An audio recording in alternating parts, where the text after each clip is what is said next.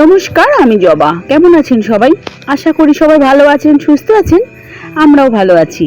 আমার আরও একটি নতুন ব্লগে সবাইকে স্বাগত জানাই। আর এদিকে দেখেন, সবার প্রথমে আমি শাক ভাজা করে নিলাম। আর এদিকে ডিম আলু সেদ্ধ দিয়েছি, সেটাকে ভালোভাবে ছাড়িয়ে পরিষ্কার করে এই ডিমও ভাজা করে নিয়েছি। আর আলুটাও ভালোভাবে কষিয়ে নিচ্ছি। আর এদিকে দেখেন, ডিমের ঝোলটা কমপ্লিট হয়ে গেছে। আর এখানে গরম মশলাও দিয়ে দিয়েছি, এক্ষুনি নামিয়ে নেব।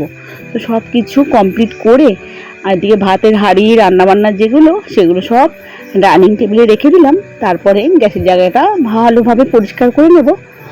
তো যেহেতু আজকে বৃহস্পতিবার, তো দেখেন রান্নাবান্না আমার সব কমপ্লিট হয়ে গেল। তারপরে রান্নাঘরটা পরিষ্কার পরিচ্ছন্ন করে একেবারে ঘরে যাব।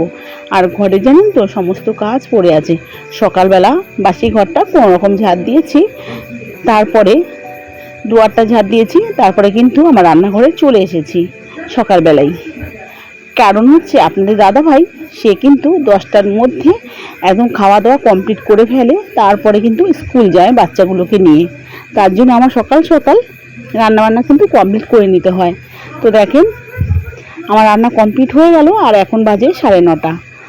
তো এখন আপনার দাদাভাইকে গ্যাসটা মুছেই আমি কিন্তু সকালের খাবারটা দিয়ে দেব।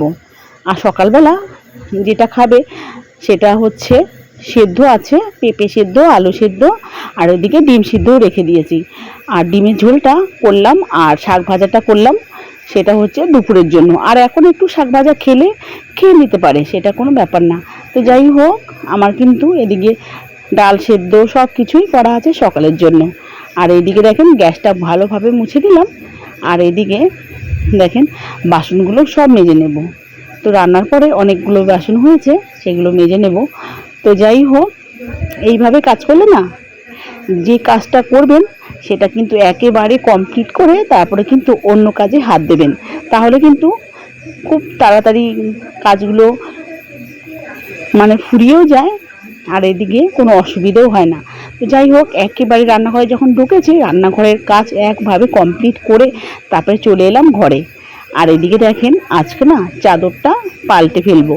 আর এখন যেহেতু বেশি বাজেও না, 10:10 বাজে, তো এখনই না আমি হচ্ছে সব বিছানার চাদরগুলো উঠিয়ে ভালোভাবে ঘরটাকে পরিষ্কার পরিচ্ছন্ন করে তারপরে ঘর ঝাড় দিয়ে ঘরটা মুছে নেব। আর এইদিকে অনেকটাই রোদ্দুর উঠেছে, আর যদি কাচতে আজকে না পারি কালকে কেচে নেব। কারণ হচ্ছে আজকে যেহেতু বৃহস্পতিবারে অনেক কাজ থাকে, সেটা কোনো দিনও আপনাদের সাথে শেয়ার করি না, সেটা আজকে করে দেব। তো যাই হোক, এদিকে জানেন তো আর কারেন্টও আসছে না। আজকে অনেকক্ষণ কারেন্ট গেছে, কারেন্টটা আসছে না। তো সকাল থেকে মোটর চালানো হয়নি, যেটুকু জল ছিল সেটুকু জল দিয়েই কিছু কাজ করা হয়েছে। আর জল কিন্তু অতটা নেই, তো কি করব ভাবছি। যাই হোক, দেখি বাবার বাড়ি গিয়ে চানটা করে নেব, না হলে কি বলেন তো।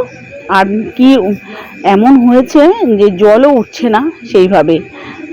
সে যেখানে আমি 1 ঘন্টার মধ্যে একদম ট্যাঙ্কি ফুল হয়ে যেত, সেখানে 5 ঘন্টা 6 ঘন্টা মোটর চালিয়ে রাখি, কিন্তু জলই ভরে না।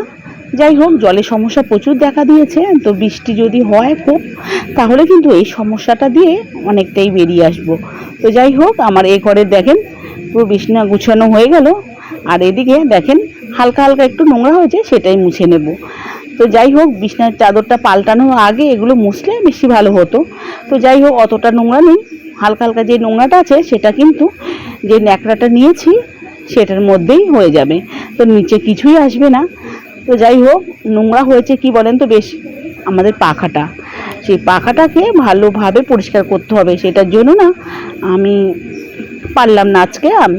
আর আমার মেজো মেয়েকে থাকলে মেজো মেয়েকে ওঠাতাম, সে একটু হালকা আছে, অতটা ভারী না। আর কি বলেন তো, আমি এর আগের দিন চেয়ারে ওঠে তারপরে হচ্ছে ঘর ঝাড় দিচ্ছিলাম, এই যে ওপরের ঘরগুলো সব ঝাড়াঝাড়ি করছিলাম, তো চেয়ার ভেঙেই পড়ে যাচ্ছিলাম জানেন তো।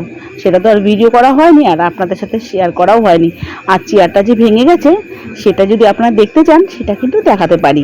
তো যাই হোক, এদিকে দেখেন আমি জানলাগুলোও মুছে নিলাম ভালোভাবে, কেননা এগুলো আটকানো থাকে তো একটু নোংরা হয়।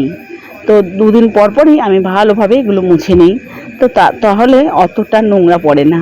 তো যাই হোক, এদিকে দেখেন আমার এক পাশ ভালোভাবে মোছা হয়ে গেছে, আর এদিকে চলে আসলাম এই জানলাতে। তো এই জানলাটা হচ্ছে নিচে একটা বিশ্বকর্মা ঠাকুর আছে, তো তার জন্য আমার কিন্তু বাসি কাপড় চেঞ্জ করেই এগুলো করতে হয়। কি বলেন তো, যদি ছোঁয়া লেগে যায় বাসি কাপড়ে তাহলে কিন্তু খুবই অসুবিধা, কেননা আমি এগুলো খুবই মানি যে ঠাকুরের গায়ে বাসি কাপড়ের ছোঁয়া কোনো দিনই লাগাতে নেই, আর ঠাকুরের জিনিসও কোনো কিচ্ছু ধরতে নেই। তো যাই হোক, এখন কিন্তু ঘরগুলো ভালোভাবে পরিষ্কার করে নেব, আর তারপরে ওই ঘরটাও পরিষ্কার করে নেব, তারপরে ঘর ঝাড় দেবো, ঘর মুছবো, তারপরে রান্নাঘরের কাজ তো পুরো কমপ্লিট করে রেখেছি। আর এদিকে ঠাকুরের বাসনটাও মাজতে হবে, তো এই কাজগুলো করে নিই আগে, তারপরে ঠাকুরের বাসন মেজে নেব। আর চানের পরেই ঠাকুরের ফুলটা তুলে নেব কিছু। আর কি বলেন তো, আপনাদের দাদাভাই সে তো স্কুলে গেছে, আর কখন আসবে জানি না। তো যাই হোক, ও থাকলে পরে আমার কিন্তু আরও তাড়াতাড়ি কাজগুলো হয়ে যায়। কি বলেন তো, উনি দোকানে থাকে, আর আমার মেয়েকে বলেছি এক কাজ কর না, আমার এই কাজগুলো করতে করতে না অনেকটাই দেরি হচ্ছে, তুই না একটু ঘরটা মুছে নে বাবা। তাই ঘরটা না ও মুছছে, জানেন তো, আমার আর আজকে ঘরটা মুছতে হবে না। তো দেখেন ওই ঘরটা আমি পরিষ্কার করে সব কিছু করে এসেছি, তো ওই ঘরটা ভালোভাবে ঝাড় দিয়ে ও কিন্তু মুছে নিল। আর আমি এই ঘরটা দেখেন পুরো ঝাড়া কমপ্লিট হয়ে গেল, এবার এই ঘরটাও ঝাড় দিয়ে দেবো, ও মুছে নেবে। তো আমার কি বলেন তো, একটা কাজ কিন্তু কমে গেল। এবার আমি এটা করেই আমি কিন্তু পুজো দিতে যাব। আর এদিকে জানেন তো আমার একটা বেশি ঝামেলা, তো চান করে নিলাম একেবারে, আর এইখানে চান করলাম আজকে বাপের বাড়িতে, জানেন তো। আর এই শাড়িটা কিন্তু আমার মায়ের, তো অনেক দিন ধরে এই মায়ের শাড়িটা আছে, তো ভেবেছি কি আমি পরবো মায়ের শাড়িটা। তো দেখেন খুব সুন্দর লাগছে, তা বহু দিন আগেকার শাড়ি। তাহলে ভাবেন, এটা হচ্ছে অন্তত 50 বছর হচ্ছে এই শাড়িটার বয়স, 50 থেকে আরও বেশি হবে, কেননা আমারই তো হতে চললো প্রায় 39 বছর বয়স, তো তারও অনেক আগেকার শাড়ি। তো যাই হোক, দেখেন কেমন লাগলো আমার মায়ের শাড়িটা, অবশ্যই একটা কমেন্ট করে জানাবেন। আর এই শাড়িটা পরে না আমার খুব ভালো লাগছে, যেন মনে হচ্ছে যে মায়ের ছোঁয়া পাচ্ছি।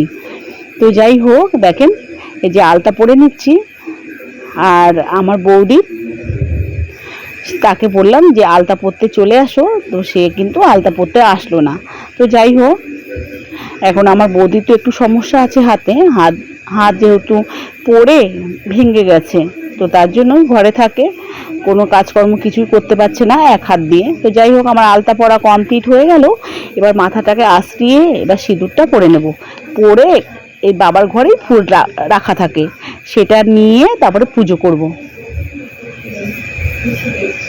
কি বলেন তো, আর এখানে কিছু ফুল আছে, সেখানে কটা তুলতে হবে, কেননা লক্ষ্মী পুজোর দিন না অনেক বেশি ফুল লাগে। লক্ষ্মী ঠাকুর ঘটে বসাতে হয়, এদিকে নানা দিকে তুলসী ডালা দিতে হয়, তারপরে আমার বিশ্বকর্মা ঠাকুর, তারপরে আমার যে আসনে যে ঠাকুরগুলো আছে সবাইকেই দিতে হয়।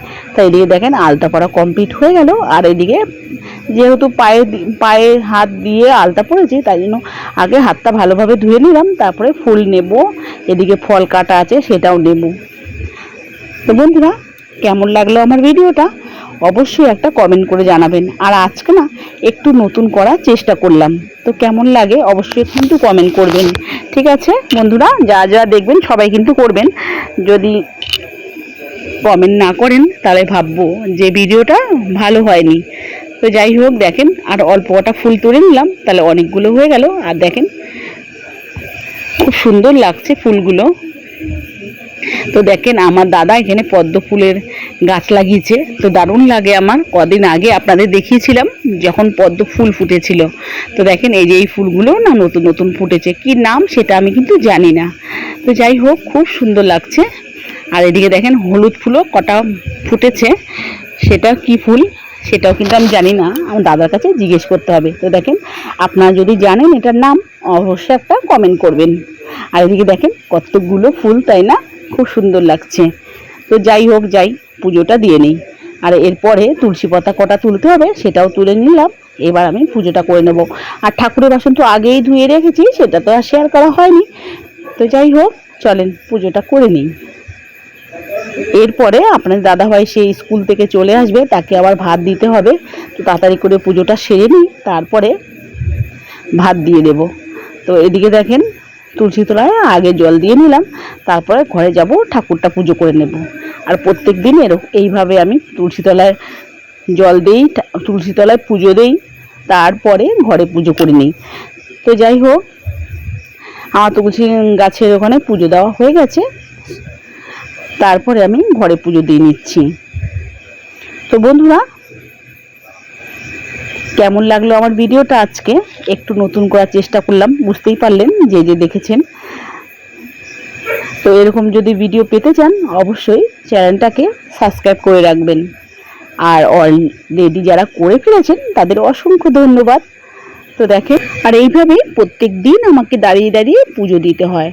আর মেয়েরা না কেউ দাঁড়িয়ে দাঁড়িয়ে পুজো দিতে একদমই চায় না, তারা বলে তার ওপরে ঠাকুরের ঘরটা কমপ্লিট করে দাও। তো যাই হোক, ওটা তো আর মুখের কথা নয়, ওটা লাগবে পয়সা। তো দেখেন খুব সুন্দরভাবে সাজিয়ে নিয়েছি, আর এদিকে পুজো আমার কমপ্লিট হয়েই গেছে। এখন শুধু একটু আরতি করে নেব, তারপরে পুজো আমার কমপ্লিট হয়ে যাবে। আর বন্ধুরা, কেমন লাগলো আমার ভিডিওটা অবশ্যই একটা কমেন্ট করে জানাবেন, আর ভালো লাগলে একটা লাইক দেবেন। আর সত্যি বন্ধুরা বলছি, আপনাদের কমেন্টের আশায় আমি কিন্তু বসে থাকবো। আর আপনাদের ভালো ভালো কমেন্ট পেলে আমার কিন্তু মনটা খুবই ভালো হয়ে যায়। তো যাই হোক বন্ধুরা, এখানে ভিডিওটা শেষ করলাম। এবার পুজো আমার কমপ্লিট হয়ে গেল, আর এদিকে দেখেন খেতে দিয়ে দিলাম মেয়েদের, আর আমিও খেয়ে নেব। টাটা বন্ধুরা, দেখা হচ্ছে পরবর্তী ভিডিও।